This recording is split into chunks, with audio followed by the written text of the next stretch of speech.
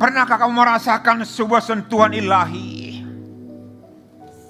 Momen-momen yang luar biasa dalam hidupmu, yang tidak pernah kau rasakan sebelumnya. Momen itu sangat indah. Tidak ada lagi kesukaan yang lain. Tidak ada lagi pikiran yang lain selain menikmati momen tersebut. Itulah momen pengurapan. Itulah momen pengurapan. Dan itu bukan sekedar ritual. Bukan. Itu bukan sekedar ritual. Itu adalah bagian keyakinan iman yang nyata. Semakna pengurapan adalah suatu pekerjaan lawatan, momen yang istimewa. Oh, aku rindu menikmati momen-momen yang istimewa itu. Momen itu kita butuhkan. Karena itu adalah kehadiran Tuhan dalam hidup kita. I need that moment. I need that moment so dear. Ketika kita mengalami momen itu, kita sedang menyelami kebaikan Tuhan. Kita sedang berlayar dalam naungan Tuhan, layar yang indah. Roh Kudus menggambarkan sebagai air yang mengalir. Urapan itu memberdayakan hidupmu, empower you. To empower you. To do whatever God wants you to do. To empower you. Fungsinya urapan itu memberitakan firman Tuhan. Melepaskan orang terikat menjadi terbuka. Terlepas, the deliverance. Menjelikan orang yang buta menjadi terbuka. Memberitakan rahmat, tahun rahmat Tuhan. Menghibur orang lain. Memberitakan keselamatan. Everything is the anointing of Jesus. Sebab itu, kita harus dengan rendah hati. Aku butuh anointing-Mu Tuhan. Aku butuh urapan-Mu Tuhan. Aku butuh karunia melayani ya Tuhan. Pemberian yang indah ini, yang tidak diberi kepada semua orang, tapi orang-orang tertentu. Kamu diurapi dengan Roh Kudus. Roh yang sama yang membangkitkan Yesus dari kubur juga ada dalam hidupmu.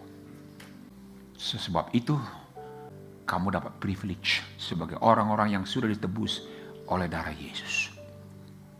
Kita punya privilege. Kita punya privilege. Saudara yang kekasih, ini yang kita perlukan dalam hidup kita, dalam kita melayani di gereja ini, dalam kita melayani sesama kita. Dan saya berdoa supaya passion yang sama kita miliki semua di tempat ini. Semakin kita hungry, semakin banyak yang hungry, yang lapar, semakin Roh Kudus itu cepat bekerja.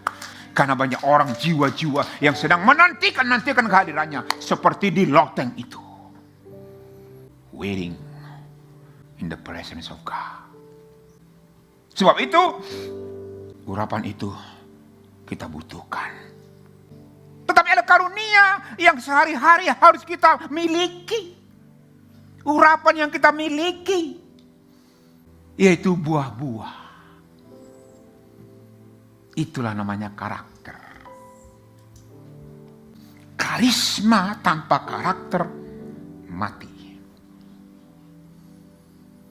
Tuhan rindu karunia kita dihidupkan semua. Tapi Allah lebih jauh peduli dengan karaktermu yang perlu diselaraskan dengan Tuhan.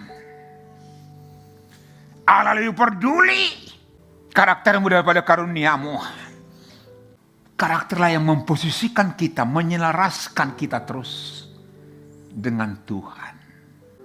Karakter adalah landasan utama untuk memenuhi panggilan rohani kita. Urapan tidak menjamin keberhasilan kalau tidak disertai dengan karakter. Dengan demikian, karunia dan karakter sangat erat, hampir tidak bisa dipisahkan. Karisma dan karakter adalah pengurapan Tuhan. Tapi karisma tanpa karakter adalah sia-sia. Buah yang Tuhan tunggu-tunggu. Mengikuti Yesus bukan tentang kegiatan keagamaan. Dan bagaimana kita boleh seiring bersama dengan Tuhan. Seiring kita bertumbuh. Baik dalam karakter maupun urapan. Kita menjadi bejana yang efektif bagi Tuhan. Di mana dia senang menurunkan, mengimpartasikan hadiratnya. Alamilah urapan Tuhan tiap hari. Kita harus diurapi menghadapi semua tantangan hidup ini. Tantangan demi tantangan tidak selesai. But don't worry, pakaikan terus urapan itu. Hadirat Tuhan itu menyertai engkau dan saya.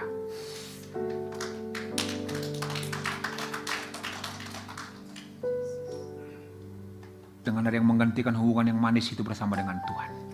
Saya ulangi, jangan sampai ada yang menggantikan hubungan yang manis itu. Because when you taste it, it's so good. Taste and see. Taste and see how God is so good. Teruslah melangkah dalam tuntunan urapan ilahi Tuhan. Karena kuasanya urapannya mengubahkan hidupmu. Haleluya. Mari kita bangkit berdiri.